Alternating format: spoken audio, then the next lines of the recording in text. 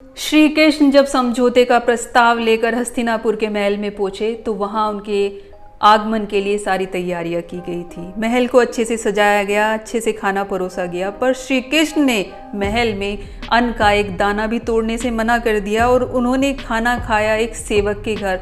कौन था वो सेवक जिसके घर जाकर श्री कृष्ण ने किया था भोजन?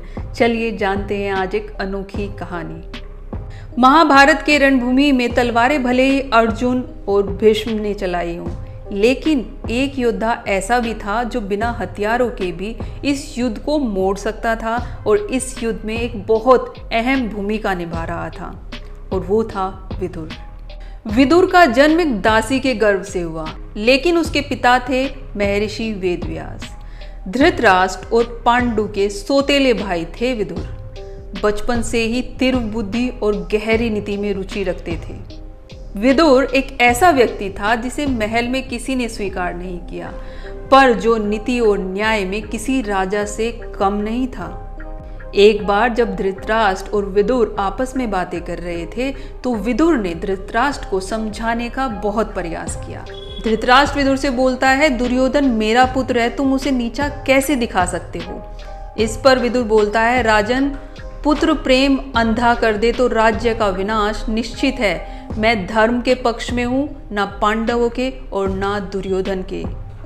विदुर धृतराष्ट्र को बार बार सावधान करता है और बोलता है, जहां अधर्म का साथ होता है वहां अंत निश्चित होता है।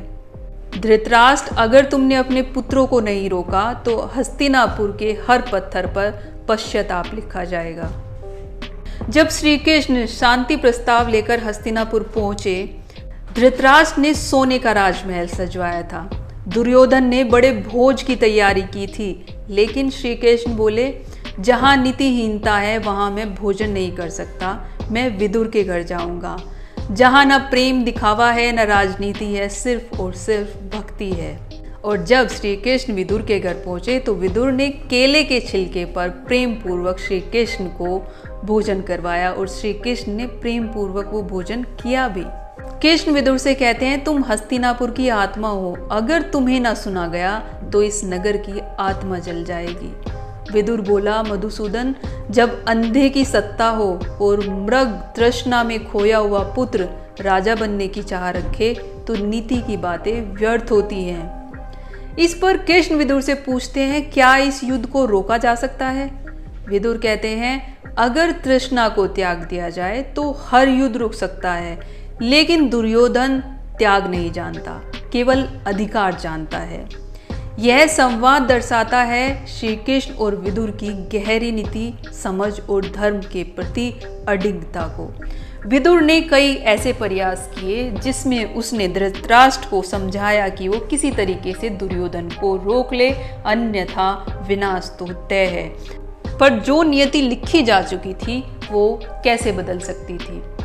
विदुर की 5 ऐसी महान नीतियां जो जीवन जीने की कला सिखाती हैं, उनमें से सबसे पहले आता है, जिस घर में झूठ बोला जाता है वहां लक्ष्मी नहीं टिकती। नंबर 2, जहां समय पर कोई बोलता नहीं वह सबसे बड़ा अपराधी होता है। नंबर 3, जो बिना कारण क्रोध करता है उसका अंत निश्चित होता है। नंबर 4, जो धर्म से डगमगाता है वो सत्ता खो देता है। नंबर 5, राजा वही जो न्याय करे, ना कि पक्षपात। विदुर ने अपनी इन्हीं बातों से कई बार इस युद्ध को टालने का प्रयास भी किया, पर यह युद्ध टल ना सका। महाभारत के युद्ध के बाद विदुर ने हस्तिनापुर को छोड़ दिया। वह हिमालय की ओर चले गए और वहां ध्यान में लीन होकर अंततः उन्होंने अपना शरीर त्याग दिया। लेकिन विदुर नीति आज भी अमर है, जो गीता के जितनी ही मान्य मानी जाती है। विदुर एक योद्धा नहीं थे, पर उनका ज्ञान हजारों युद्धों से बड़ा था। श्री कृष्ण के शब्दों में कहे, जहां धर्म है वहां विदुर की नीति अमर है। अगर आपको ये कहानी प्रेरणादायक लगी तो लाइक, शेयर और सब्सक्राइब करना ना भूलें और कमेंट सेक्शन में लिखिए जय विदुर, ताकि और लोग भी इस बुद्धिमत्ता को जान सकें। मिलते हैं नेक्स्ट वीडियो में, तब तक के लिए राधे राधे।